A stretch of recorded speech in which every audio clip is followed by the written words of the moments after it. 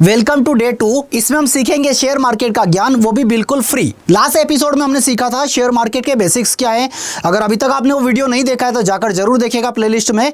और इस वीडियो में हम बात करेंगे कि प्राइमरी मार्केट और सेकेंडरी मार्केट होता क्या है। प्राइमरी मार्केट जहां पर कंपनी डायरेक्टली अपने शेयर्स किसको, इन्वेस्टर को बेचती है, रिटेलर को डायरेक्टली बेचती है, तो वो होता है प्राइमरी मार्केट। और जब वही कंपनी शेयर मार्केट में लिस्ट हो जाती है, एनएसई और बीएसई पर लिस्ट हो जाती है, उसी मार्केट को हम बोलते हैं सेकेंडरी मार्केट। तो इस प्रोसेस को समझना जरूरी है, इसलिए जरूरी है अगर आप अपनी फाइनेंशियल जर्नी स्टार्ट करना चाहते हैं तो इस मार्केट का ए टू जेड नॉलेज आपको होना जरूरी है।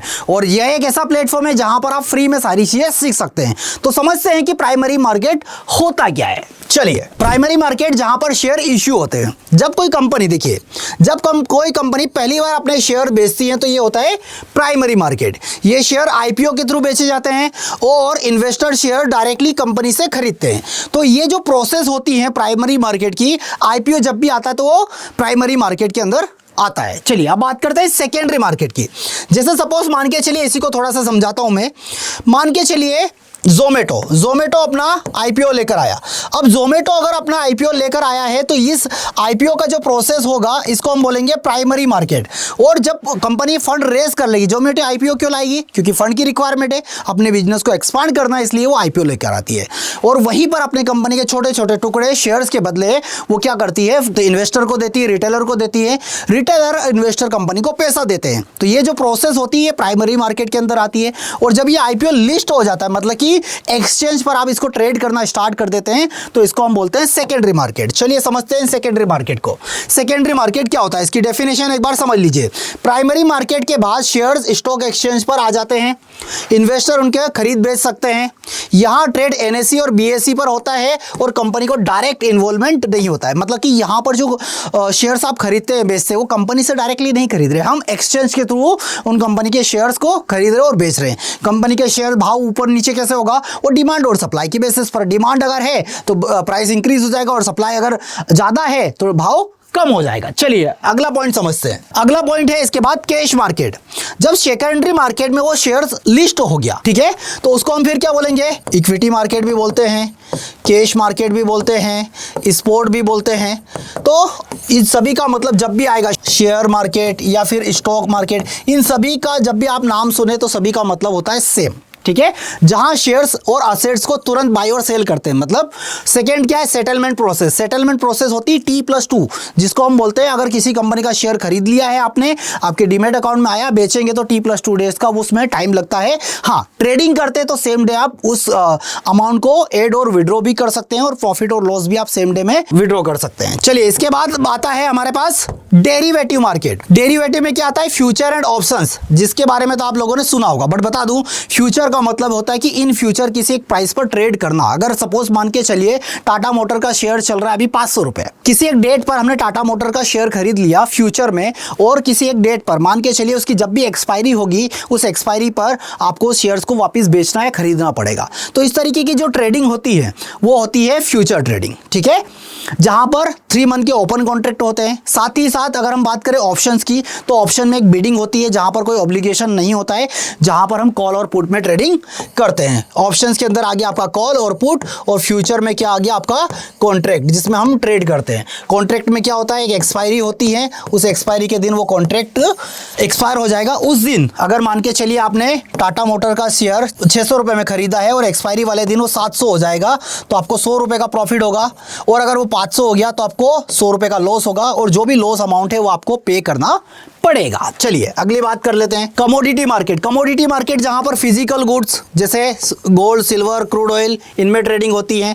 और इंडिया के अंदर कमोडिटी मार्केट के लिए 2 एक्सचेंज है, MCX और NCDX। इसके बाद है फॉरेक्स ट्रेडिंग। फॉरेक्स में जहां पर हम अलग अलग करेंसी जैसे USD, INR, यूरो, INR, इनमें हम ट्रेड करते हैं। और ये 24x5 मंडे टू फ्राइडे चलता है ये बाजार। चलिए अगला बात करते हैं। अगला क्या है, आईपीओ कैसे काम करता है। इस सीरीज में बताया आपको सारी चीजें बेसिक्स, मतलब A to Z आप सारी चीजें समझने वाले। हम जितनी भी चीजें हैं मार्केट से रिलेटेड, आप ये मान के चलिए कि 30 दिन में वो सारी चीजें परफेक्शन के साथ आप सीख जाएंगे। A to Z सारी चीज आपको फ्री में मिलेगी। अब आईपीओ जब आता है तो काम कैसे करता है, तो आईपीओ का प्रोसेस क्या है। पहली चीज, company decide to go public. Company चाहती है कि पब्लिक को कुछ हिस्सेदारी दिया जाए और फंड रेज कर लिया जाए, और जब भी कंपनी का प्रॉफिट होगा तो कुछ हिस्सा पैसा पब्लिक को दे दिया जाएगा, तो कंपनी का भी काम हो गया और इन्वेस्टर का भी काम हो गया। इन्वेस्टर पैसा कमा लेगा, प्रॉफिट बना लेगा, और कंपनी जिस प्लानिंग के साथ अपने बिजनेस को एक्सपांड करने जा रही है वो अपना एक्सपांशन कर लेगा। सेकेंडली क्या है, प्रोस्पेक्टस तैयार करना, जिसमें कंपनी के फाइनेंशियल और रिस्क बताए जाते हैं, ठीक है। इसके बाद सेबी का अप्रूवल लगता है कि जितना भी कंपनी अपना आईपीओ लेकर आ रही है उनको लास्ट 3 ईयर का डेटा, फाइनेंशियल डेटा क्या बोलते हैं, सबमिट करना पड़ता है, जिसको DHRP बोलते हैं। वहां पर सारे डॉक्यूमेंट में पूरी फाइनेंशियल हिस्ट्री बताई जाती है, कंपनी को पैसा क्यों चाहिए, मतलब सारी चीजें ट्रांसपेरेंसी होती है। अगर आप कोई कंपनी का आईपीओ खरीदते हैं तो आपको डॉक्यूमेंट पढ़ना बेहद जरूरी है। इसके बाद क्या आता है, आईपीओ का प्राइस डिसाइड। 2 तरीके से आईपीओ होता है, एक फिक्स प्राइस जिसमें प्री डिफाइंड प्राइस होती है, सेकेंड होता है book building, investor price band में बिडिंग करते हैं और उसकी प्राइस डिसाइड होती है। इसके बाद होता है आईपीओ लॉन्च होता है, अब शेयर पब्लिक को दे दिया जाता है। तो जब पहली बार पैसा लगाया वो हो गया प्राइमरी मार्केट, जब शेयर लिस्ट हो गया वो हो गया सेकेंडरी मार्केट। अब यहां पर समझिए कैसे। अब मान के चलिए आपने किसी कंपनी का आईपीओ खरीदा, जोमेटो की बात कर लेते हैं। जोमेटो का आईपीओ आप मान के चलिए आपने खरीदा, 100 रुपए का आईपीओ था जिसमें उसका प्राइस था, लिस्ट हो गया कहां पर, 120 रुपए पर। तो आपको प्रॉफिट कितना हो रहा है, 120 रुपए का। तो ये जो 120 रुपए पर लिस्टिंग होती है इसको क्या बोलेंगे हम, एक 20 रुपए का 20% प्रीमियम पर इसको लिस्ट होना बोलते हैं। जब ये आईपीओ लिस्ट होता है और आप इसमें प्रॉफिट बुकिंग कर लेते हैं सेम डे, तो इसको हम लिस्टिंग गेन बोलते हैं, ठीक है। अब ये आईपीओ लिस्ट होने के बाद आप चाहें तो जितने दिन भी इसको होल्ड कर सकते हैं। सपोज यही शेयर का प्राइस हो गया 200 रुपए, तो आपने कितने पर खरीदा था, 100 रुपए से खरीदा था, आपको पर शेयर 100 रुपए का प्रॉफिट होने वाला। तो इस तरीके से उस आईपीओ को आप सेकेंडरी मार्केट में सेल कर सकते हैं। सेकेंडरी मार्केट में लिक्विडिटी होती है, मतलब तुरंत बायर और सेलर मिल जाते हैं, तो वहां पर आपको लिक्विडिटी का इश्यू भी नहीं होता है। चलिए कुछ होमवर्क की बात कर लेते हैं। डे टू में क्या होमवर्क हम लेकर आए हैं आज। प्राइमरी मार्केट क्या होता है ये आपको बताना है। सेकेंडरी मार्केट इन्वेस्टर के लिए कैसे बेनिफिशियल है, आईपीओ प्रोसेस का स्टेप क्या है, कुछ रिसर्च एक्टिविटी आपको देखना है कि रिसर्च एक्टिविटी क्या, पिछले 12 महीने में कौन सा आईपीओ लॉन्च हुआ है ये इसी के अंदर आएगा, ठीक है। उसका इश्यू प्राइस क्या था और अभी उस स्टॉक का प्राइस क्या चल रहा है, मतलब जब वो इश्यू हुआ था पहली बार आया था उसका प्राइस क्या था और अभी उसका करंट मार्केट प्राइस, CMP भी बोलते हैं जिसको, वो अभी कितना चल रहा है। सेकंड क्या है हमारे पास, सेकंड है निफ्टी 50 या सेंसेक्स की कंपनी ढूंढो जो कि आईपीओ के थ्रू पब्लिश हुई है, ठीक है। अब आईपीओ के थ्रू पब्लिक हुई ऐसी कौन सी कंपनी, वो आपको जाकर देखना है। बहुत सारे गूगल पर आप देखेंगे, बहुत सारा डेटा आपको मिल जाएगा और NSE की BSE की साइट पर भी आप जाकर देख सकते हैं उसको। चलिए अगला देखते हैं। अगला क्या है, कुछ सिनेरियो बेस्ड क्वेश्चन।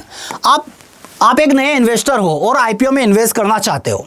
आईपीओ में इन्वेस्ट करने से पहले क्या आप फैक्टर एनालिसिस करेंगे। थर्ड नंबर पर आता है, आपने आईपीओ में 150 पर एक शेयर खरीदा, लिस्टिंग के बाद उसका प्राइस हो गया 180 रुपीस, क्या आप वो तुरंत बेचोगे या होल्ड करोगे। और एक और चीज यहां पर ऐड करिएगा, यहां पर हमको प्रॉफिट होगा या लॉस होगा और कितना होगा, प्रॉफिट या लॉस कितना होगा। चलिए इसके बाद क्या है हमारे पास, भारत का सबसे बड़ा, इंडिया का सबसे बड़ा आईपीओ कौन सा है और कितना फंड उन्होंने अभी तक रेस किया मतलब कि कितना फंड पब्लिक से जुटाया है।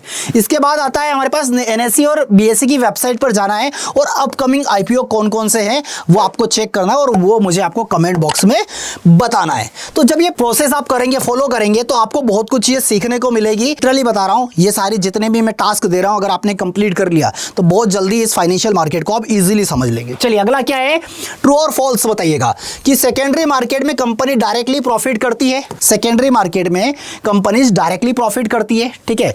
सेकेंड, इसके बाद प्राइमरी मार्केट का एग्जांपल कौन सा है, रिलायंस का शेयर NSE पर खरीदना, आईपीओ में इन्वेस्ट करना, निफ्टी 50 फ्यूचर में ट्रेड करना और BSE पर शेयर बेचना। इनमें से कौन सा सही जवाब है आप मुझे कमेंट बॉक्स में बताइएगा।